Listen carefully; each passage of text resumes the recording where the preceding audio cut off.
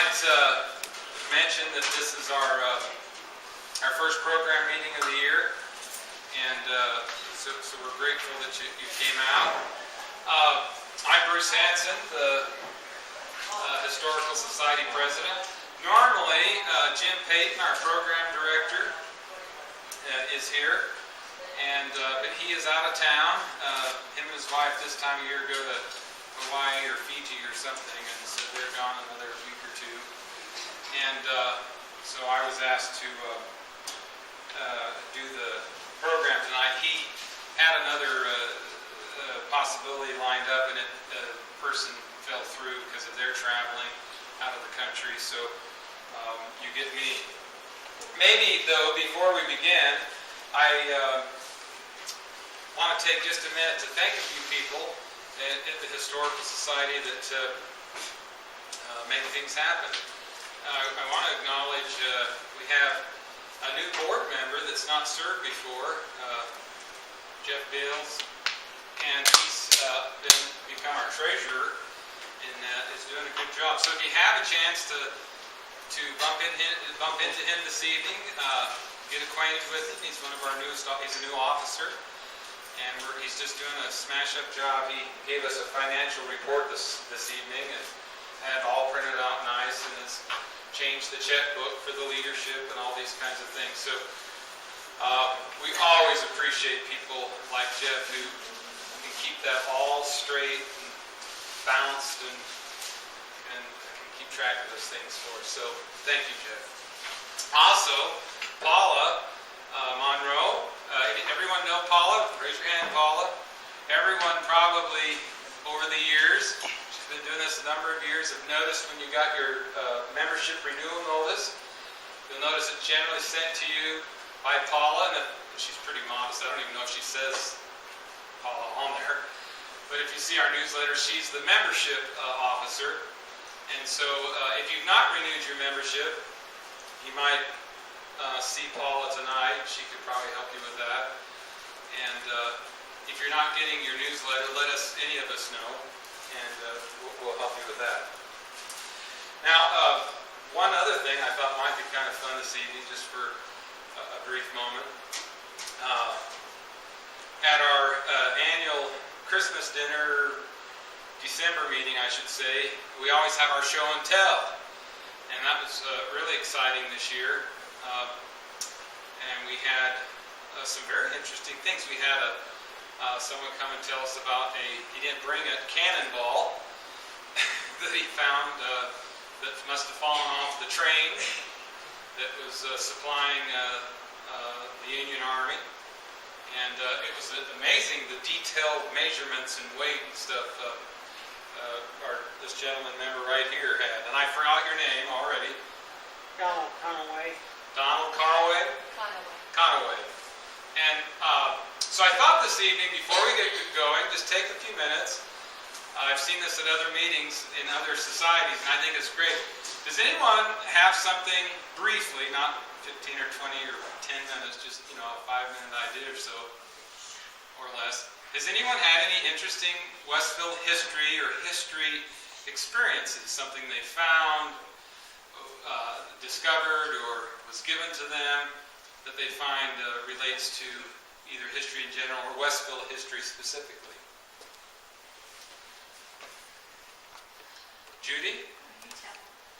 Well, I was in a meeting with Judy, and she piped up and said she discovered that her great-great-grandparents, Louis and Huldah Estes, she discovered that in their household, listed in the census in 1870, that it listed 2 people, and they were African American, they were black. And that is kind of exciting to see that they had in their home, in their household, some black folks. The neat thing about that is because they were educators and leaders in the education movement, it's most likely by some more digging and research, which Judy's anxious to do, that maybe at some of the colleges her relative led or served at, taught at, most likely will find these individuals, this man and woman listed there somehow. And so we're thinking there might be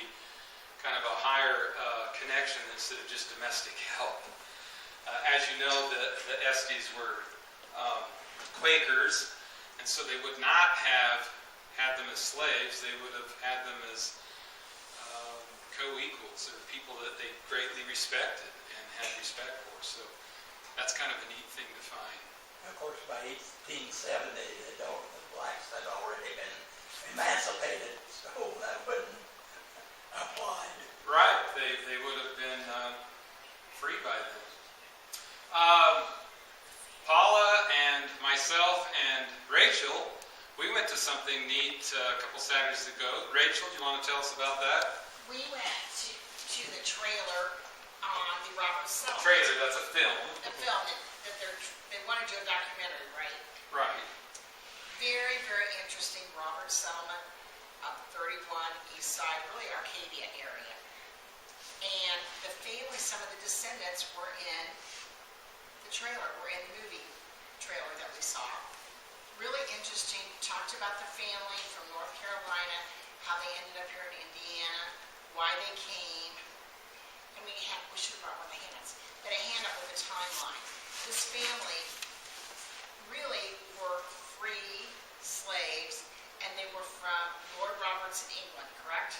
Yeah, they were freemen. They were freemen, always. Yeah. And they bought land here in Hamilton County. And they paid cash for it. Very, very interesting. There's a church, Robert Sullivan. Here there is a cemetery, and they have a family reunion every, is it July? 4th of July. 4th of July. Open to anybody. Well, kind of. Kind of. If you're a Roberts descendant. If you're a Roberts descendant, yeah. And there's quite a few that live in the area. The family, well educated, very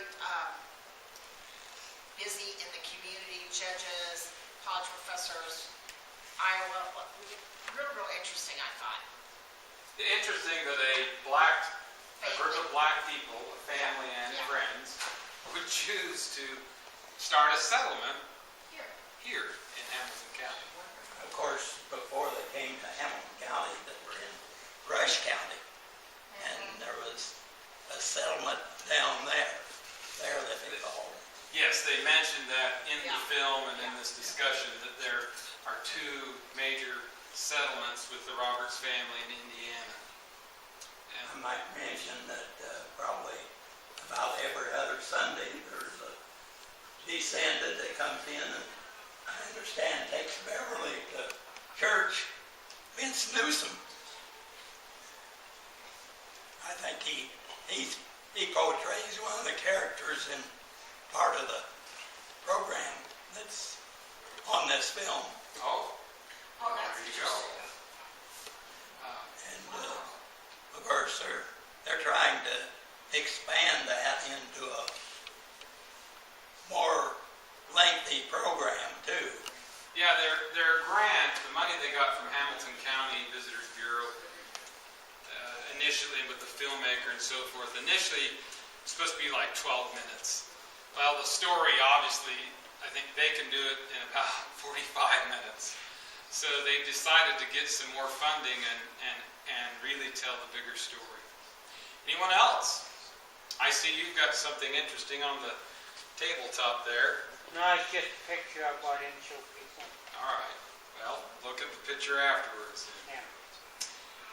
Ann. I have access to a newspaper database that I obtained just recently, and it has the Indianapolis News from 1869 to 1932 in it. Oh. And what I've been finding doesn't have anything to do with Westfield, but it does have to do with the Van Camp family. And I've found tons of articles, and some with pictures, and so it solves some of the things I've been looking for a long time. And you subscribe to that? Yeah, but the Indianapolis Star has always been available in numerous places, but it's only from 1909 to 1924. Oh. And so the news goes all the way back to 1869. That's really exciting. Yeah. If you're trying to see the relevancy. Well, I'm primarily interested in genealogy, so I know that, more than history, but I know you might find this interesting. I was looking at some documents, and my religious background, I was elated to see that the Van Camp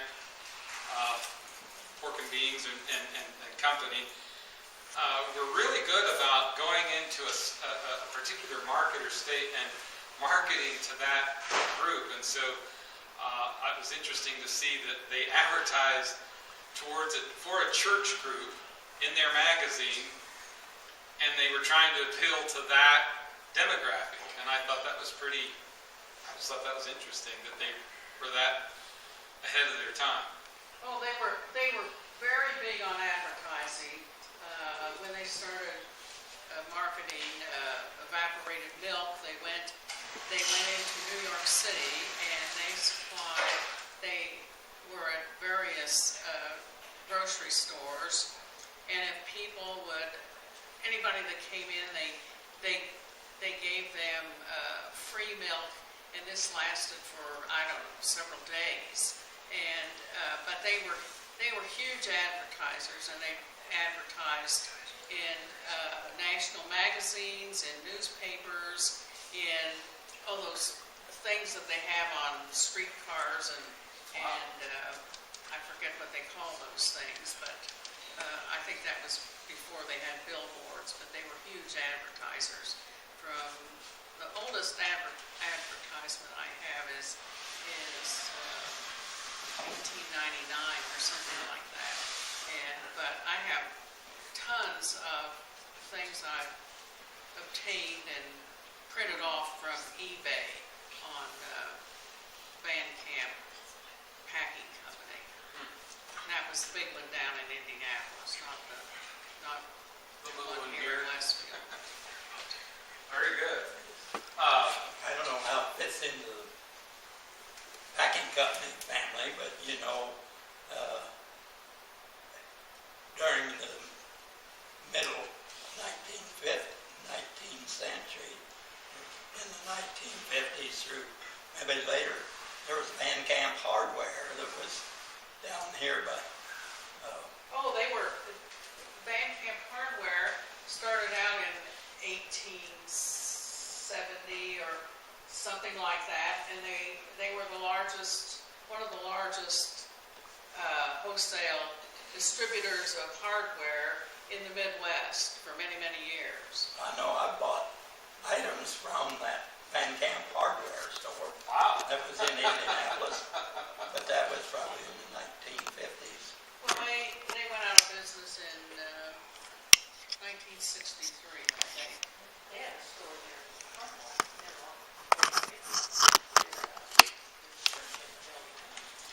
Well, they had their last warehouse was out there on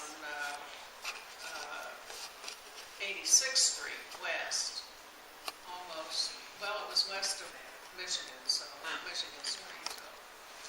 It's amazing what you find out. One of the last times we had a meeting here, Velma Burrows happened to mention we had some race car people here. We had a program meeting here with the Historical Society and talked about the Westfield's connection, not a big connection, but an interesting couple of connections to the Indianapolis 500. And in the meeting, Salma said, "Yeah, I worked for the Bardocks jewelry store, and helped when they made the rings. The Bardocks had the contract to make they designed the rings for the Indy 500 winners." Well, Jesse Bardock lived out here in Westfield. Yes, and his son was here that night, so that was kind of fun to see. Her grandson, to see that.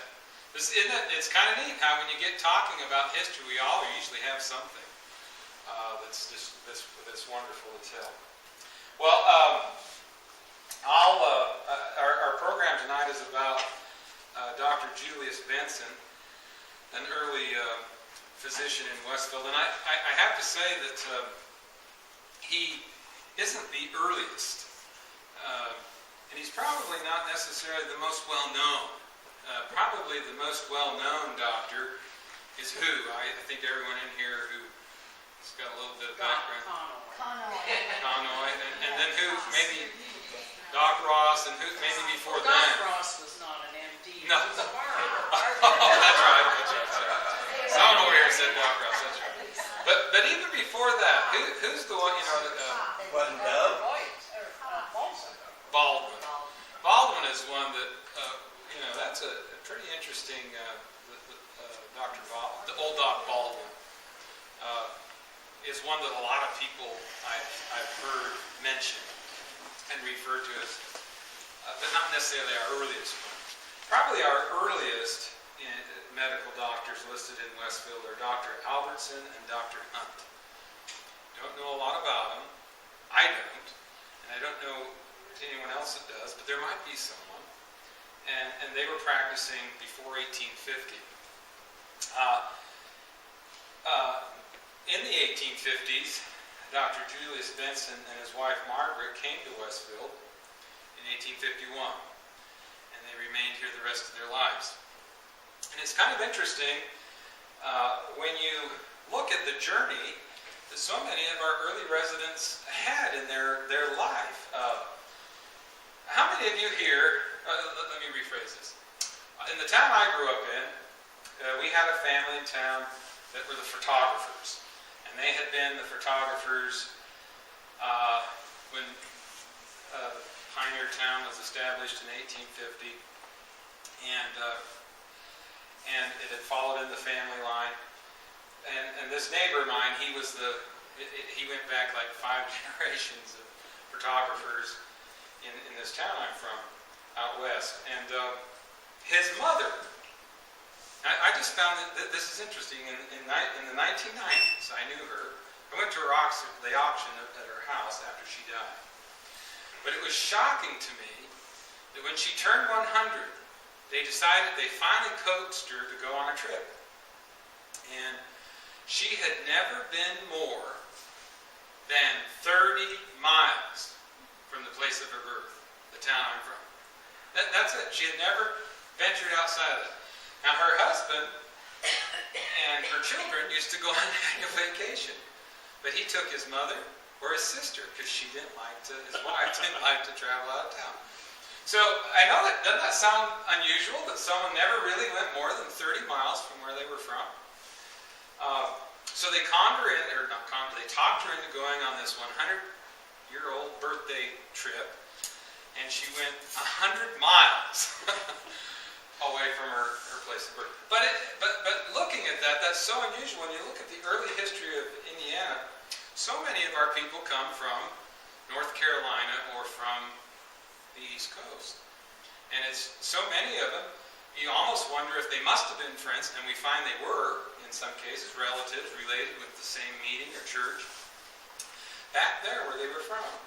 So Dr. Julius L Benson was born the 27th of June, 1818, in Guilford County, North Carolina. I cannot ascertain what town or city exactly.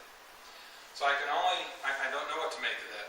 It's possible maybe it was just a small burg that maybe wasn't worth noting. I suspect he was born obviously at home.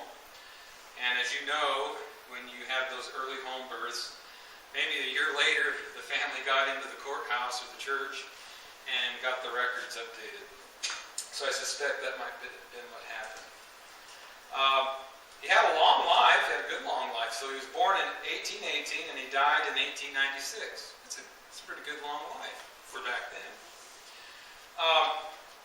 I'm not sure, I wasn't able to confirm this, I'm not sure what his religious background was. I don't think it was Quaker. In fact, it's a pretty good guess he wasn't, and I'll tell you why later. He married Margaret Ann Glave, and he married her in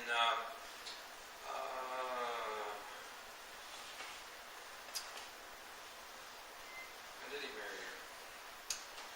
He married her, he was 24 years old, and she was about 18. and not very pretty common. And where did I put that?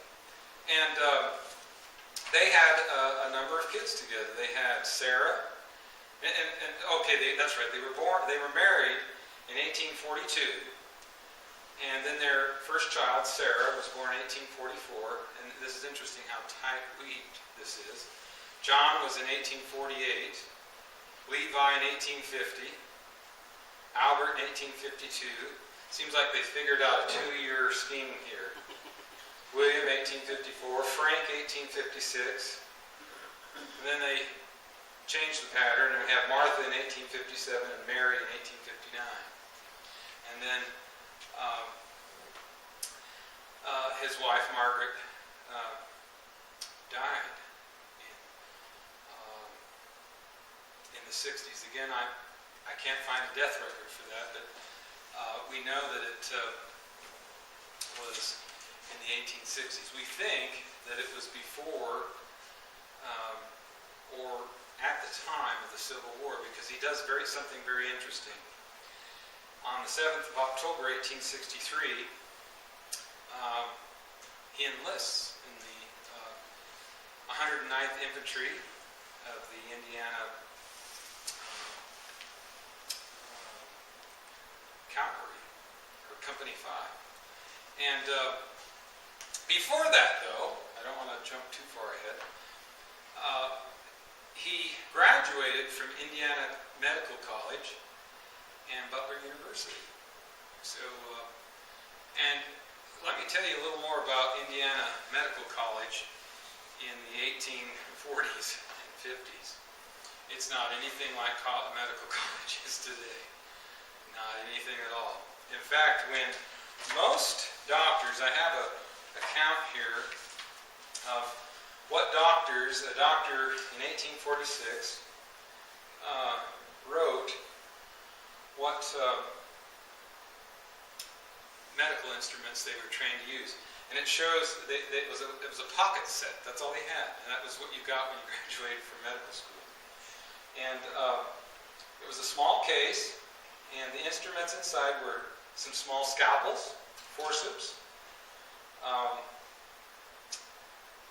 a small set of surgical clamps, so that if there was bleeding, they could clamp the vein or the artery. And then some other kind of like hooks, surgical hooks to grab things that maybe they were trying to reach that had been dislocated or tore. In fact, here's one example of an Indiana physician when he started his practice. These are the things that he had in 1840. He had a pair of scissors.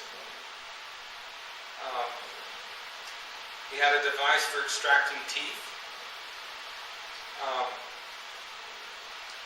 He did an operation to remove gallbladder stones, and it didn't go very well because he used a pair of forceps. That's all he had. Also, he had a number of scalpels, tweezers, and again some clamps. So you can see that their medical instruments were very basic. Another thing that's very appalling to us is the way in which they would have done their surgery. Interesting enough, Dr. Benson was not only a physician, but he also was a surgeon, which is very unique, actually. Most physicians, they graduated from medical school, they went into practice in a rural community, and they never returned for any other training, and they lived most of their life out and their career out, just like you see on Little House on the Prairie. Having a horse, buggy, carriage, that evolved, transportation evolved, and delivering a lot of babies, doing mainly amputations, setting broken bones, and usually waiting the night out or the illness out.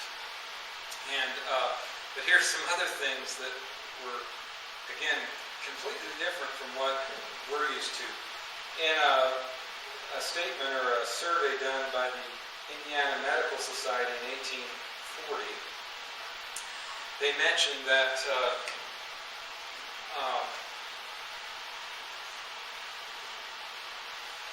their surgeons, you see, it's a very startling comment that they made. There is nothing in Indiana surgery entitling it to be regarded as especially beneficial or skillful. That's the summary of their report. Let me read that again. There is nothing in Indiana surgery entitling it to be regarded as especially beneficial or skillful. That might then tell you then that they were really practicing, they were trying their best to relieve pain, disease. Also, we might find this very shocking that most doctors did not practice in a home or an office or a clinic. In fact, probably none of them did. When they went to examine someone, they went to the person's home where they lived, and if a surgery, a basic surgery that they felt that they could accomplish or that they felt was needed by diagnosing, remember, no x-ray, they couldn't see inside. The only time they could really see inside is if they began a surgery, which is very typical. If they tried rest and good diet or liquids and that didn't solve the problem or help heal the person, and it persisted, then if there was swelling or infection that became noticeable, that there was something wrong, then that would give them cause to open up the body and go inside. And this is where, again, it's so unusual. There was no anesthesia back then. In fact, anesthesia was not invented. Sulfuric ether was not invented until 1846. And typical of the era, they're not like us. When someone finds out there's a great sale on wonderful, comfortable shoes at Walmart, word gets out quick, right? Or in the newspaper. It probably took a decade, according to things that I researched.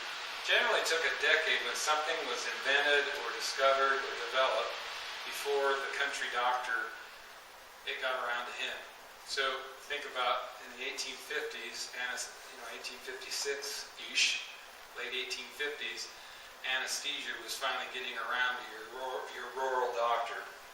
And because they had to operate on them live without much pain medicine or anything to let the patient know that something was going on, to deaden it or to hide it. Generally, the patient screamed and yelled and shouted and was in great pain during the whole thing. And so they never did a surgical procedure until it was absolutely necessary. And it was done where? At home, where? On the kitchen table. And generally, he didn't wear special gloves, a special gown, nothing. They didn't know about germs then. And so, in fact, when they usually performed the surgery, when they got done, they wiped their instruments on their shirt or cloths that they had nearby and put them back in the case and took it to the next operation. There was no sterilization. And so, as you can see, unfortunately, some doctors probably created some of the disease that was going on by transferring it. You'll remember in the story of the inventor, the great inventor, Thomas Edison, that his mother became deathly ill. It was an appendicitis. It burst, and of course they didn't know what the doctor thought. And it was a bad stormy night. And up until that point, all of Thomas Edison's little inventions had been a public nuisance. And you'll remember the night that his mother was about to die because the surgeon could not operate at night. He was waiting till morning. Thomas Edison got the idea that by gathering up all the mirrors in the house and the neighbors' houses, bringing them into the dining room, and getting all the candles and kerosene lamps, lighting him in front of a mirror that he could amplify the light. And so that night he was able to save his mother's life because the doctors operated for the first time in his career in the dark, or in the nighttime, instead of waiting till day. And so Dr. Benson probably would have waited till noon or daylight to do any surgery and any of those kinds of things. So you can begin to see that Dr. Benson was probably doing a lot of relieving suffering, but not in the technical way, in the more expert way that we have today. And it makes you gain a sense of appreciation for not only what he dared to do and tried to do, but also that the community accepted that. And as you know, most physicians were revered. So, fast forwarding now a little bit, I think that's good. That sets up a little bit of what it would have been like for him to practice medicine. We assumed that when his wife died, that he must have felt the call to duty, maybe to alleviate some of this sorrow, not uncommon at the time. And so he signed up, he enlisted, and very quickly he went from being a private to being promoted. And by July 24th, 1864, he was commissioned. An officer, and he was commissioned as a assistant surgeon in the cavalry. And the interesting thing about the war is when he left, he took with him probably his rural medical experience. The advantage that he got and brought back to Westfield was by being in the Army. By that time, by 1864, the United States government had learned a lot more about surgery and medicine to help alleviate some of the problems they were experiencing in the Civil War. And so when he comes back to Westfield, he obviously brought back with him a lot more experience and knowledge that he gained, unfortunately, from war and that conflict. But he obviously came back a better surgeon and physician. Another very interesting thing about Dr. Benson is he and his wife would have most likely developed their own remedies. A doctor at that time, when he married, he probably would have tried to marry a woman who was very good with understanding herbs and powders and all the various things that had been used in that era. They would have been very familiar with some of the common remedies. Let me list some of these. These are I think they're kind of interesting to see. A lot of doctors spent a lot of time boiling wild cherry bark and a plant called the mullein plant. I have no idea what this is. And they would make a thick syrup. And this was used, it was given to people that were suffering from a congestion, probably pneumonia type of thing. And it was one of the early remedies that worked in reducing some of that congestion. It was an early version of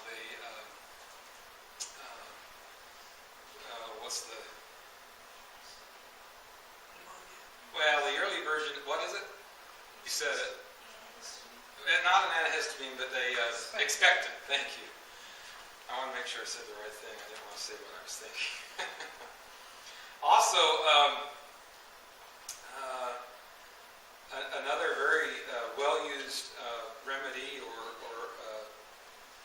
item was vinegar or cider. They would have known the town distiller, someone who was comfortable distilling cider, going through that process, and they would have taken advantage of that.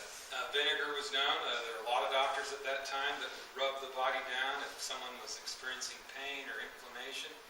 They would rub the body down continuously for hours with vinegar, and this seemed to ease some of the inflammation and problems people were having. And so his wife would have been required, or would have probably been brought on board when he married her, with the expectation that she was comfortable gathering, maintaining, and helping produce these concoctions, these extracts, these compounds. Another very popular one was Goose Grease, Goose Grease. And they would mix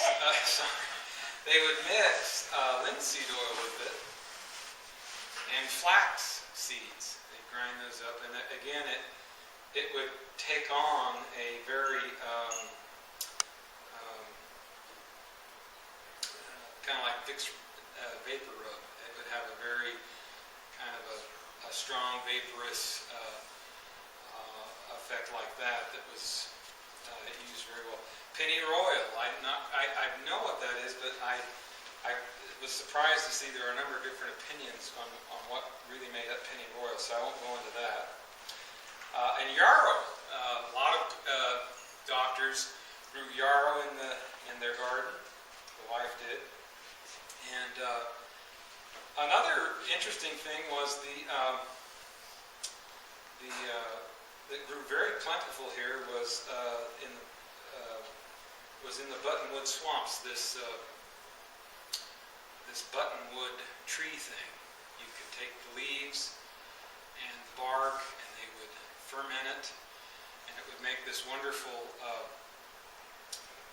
extract that you could drink small amounts with some alcohol added to it, or cider, and it would ease a lot of the problems some people have with digestive issues, diarrhea, or extreme stomach pains. So kind of interesting. He would have depended very much upon Margaret for the success of his doctoring, and she would have probably been his, in essence, his nurse, so to speak. And it would have not been uncommon for the Bensons to have people in their home on a regular basis, where the doctor could have him right there, wouldn't have to leave and go out, or his wife, who knew how he handled things, how he reacted to things. It would have been very commonplace for the Bensons to have sick patients, or not a lot, but maybe one or two, in their home from time to time. Now, does everyone know where the Benson Home is? If you drive down, if you're on Main Street or Indiana 32, you're heading, you just left downtown Westfield, you come down the little hill there, and if you look up to the left, used to be yellow, it's changed colors. I just saw a picture, someone showed me a picture from like 1960, when it was white, and now it's a nice green. Have you seen that? They painted a nice lime, or light colored green, and June Ann Roberts lived there. June Ann Roberts. You want to tell it that you guys knew her? Yeah. And any relation to the Bensons? Do you know of her? No, I just know that they lived there. And a friend of mine, Cindy Rodman, had a restaurant there a number of years ago, and she named it Benson and something or other. Benson and Kane, yeah. Oh. And Well, there you go. she left all the antique light fixtures and stuff like that. What was her name again? Her name now is Cindy Rodman. All right. See, you always learn things. At a restaurant there. She related to Dennis Rodman? Hope not. Hope not. But June Ann Roberts graduated the Westfield class of 1951, I believe. Yeah, probably 51. She goes to the same hairdresser I go to. All right.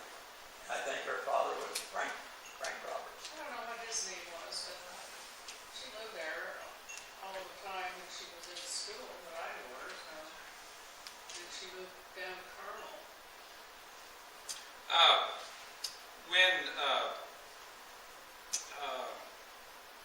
When he served in the Civil War, they had 8 children. Still, not all of them living at home, but they had 8 children. And so that, I don't know how he made that happen. Perhaps he had his mother Mary laying in his, or perhaps come and help, or someone. But he went off to war. And it's kind of interesting. He was at Vicksburg and at various turning points in the war. And he was involved in a number of the campaigns that involved General Grant and his army. And in fact, he was at the division hospital at the Battle of Vicksburg. It was so large that it was made up of a complex of tents which covered 40 acres, and nearly 10,000 wounded men were in need of medical attention. Perhaps maybe that's why he was quickly promoted. And a lot of doctors and people that helped with that division hospital were quoted as saying that on those 40 acres of land, those 40 acres of land became a heaven and a hell for some people. After